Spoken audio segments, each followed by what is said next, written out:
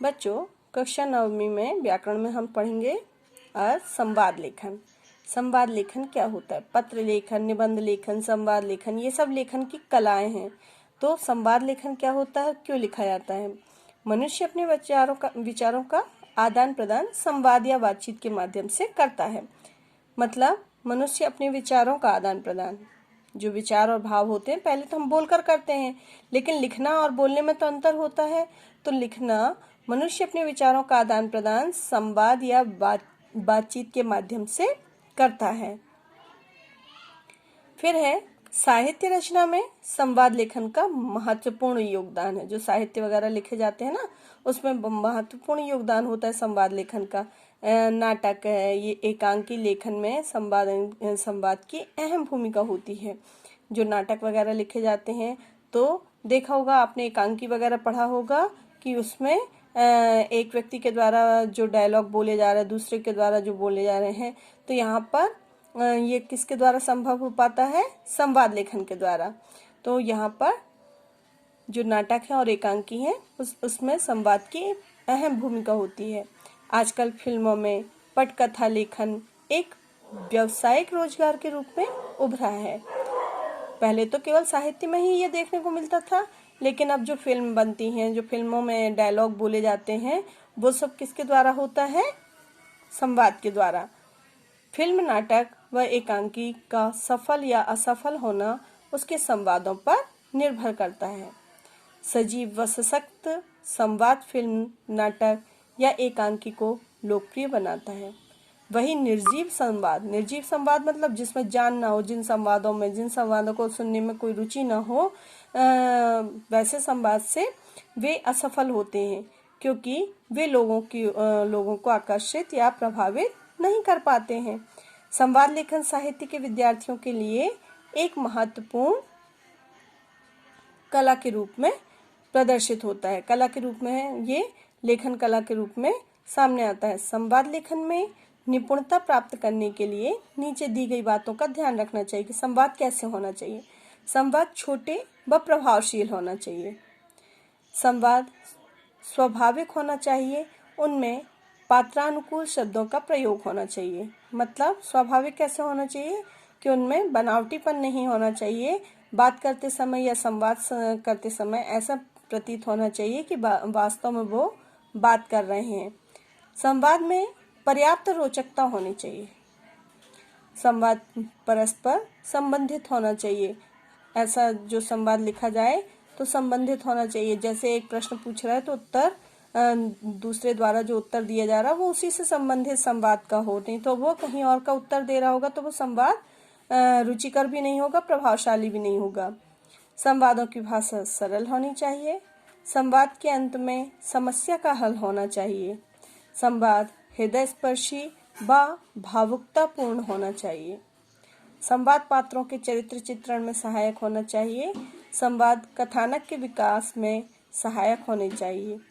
संवाद लेखन में देश काल व वातावरण का विशेष ध्यान रखना चाहिए।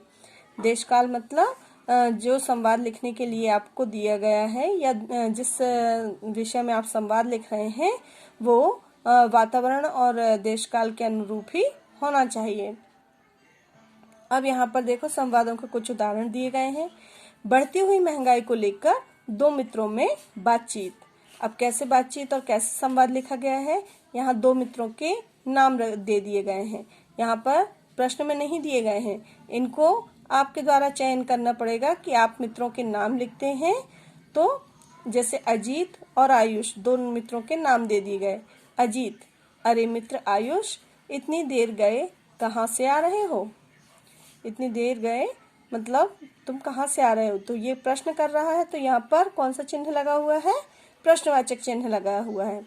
तो आयुष के द्वारा उत्तर दिया जा रहा है, अरे भाई क्या बताऊं, खाने पीने का सामान लेने गया था। बहुत ध्यान देंगे कि आपको जो चिन्ह है वो भी विराम चिन्ह जो लगाएंगे तो जैसा वाक्य रहेगा वैसे ही विराम चिन्ह का प्रयोग करते जाएंगे। अजीत: क्या क्या ले आए? अब यहाँ फिर अजीत के द्वारा प्रश्न है। तो आयुष: बहुत ज़्यादा तो नहीं ला सका क्योंकि चीज़ों के दाम आसमान छू रहे हैं। अजीत: ना जाने बढ़ती हुई महंगाई कहाँ जाकर रुकेगी? लगता है भविष्य में तो कुछ वस्तुओं का त्याग ही करना पड़ेगा। मतलब महंगाई के कारण तो कुछ वस्तुएं छोड़नी ही पड़ेंगी। आयुष: ठीक कहते हो मित्र, महंगाई तो द्रौपदी के चीर की तरह बढ़ती जा रही है, पर सरकार कुछ करती ही नहीं। द्रौपदी के चीर की तरह मतलब एक एग्जाम्पल दिया कि जिस प्रकार द्रौपदी का चीरहरण हुआ तो कृष्ण भगवान की मदद से वो चीर बढ़ता गया, वैसे ये महंगाई भी बढ़ती ही जा रही है। अजीत: इसमें सरकार बहुत अधिक नहीं कर सकती। महंगाई बढ़ने में तो उन लोगों का हाथ है जो अपने मुनाफे के लिए वस्तुओं को बाजार से गायब करके दाम बढ़ा देते हैं। मतलब ये किसके द्वारा कहा जा रहा है? अजीत के द्वारा, कि सरकार तो इसमें कुछ भी नहीं कर रही, लेकिन जो मुनाफाखोरी वाले लोग हैं जो अपने पास चीज़ों को मुनाफे के लिए दबा कर रख लेते हैं और जैसे ही दाम बढ़ता है तो उसको फिर बेचते हैं। आयुष: तो ऐसे लोगों को भी सरकार ही पकड़ सकती है, हम नहीं। उसने आयुष ने कहा, तो ऐसे लोगों को भी तो सरकार ही पकड़ेगी, हम लोग थोड़ी पकड़ सकते। अजीत: हाँ यह तो है, लेकिन सरकार किस किस को पकड़ेगी और कहाँ कहाँ छापे मारेगी? भाई सरकार भी करे तो कहाँ से करे कि किस किस को पकड़ेगी और कहाँ कहाँ छापे मारेगी? आयुष: मुझे तो लगता है बड़े बड़े अधिकारी भी व्यापारियों से मिले हुए हैं, तभी तो आज तक कोई जमाखोर पकड़ा नहीं गया, और जो पकड़े भी गए उन्हें कोई सजा नहीं मिली। मतलब इस प्रकार ये संवाद लेखन पूर्ण हुआ।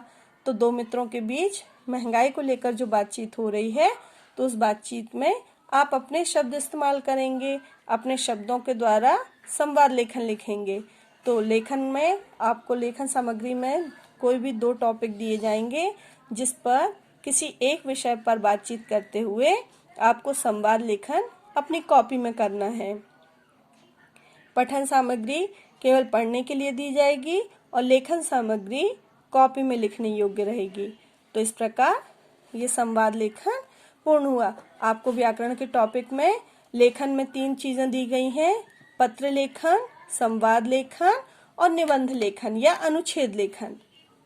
अनुच्छेद लेखन और निबंध लेखन।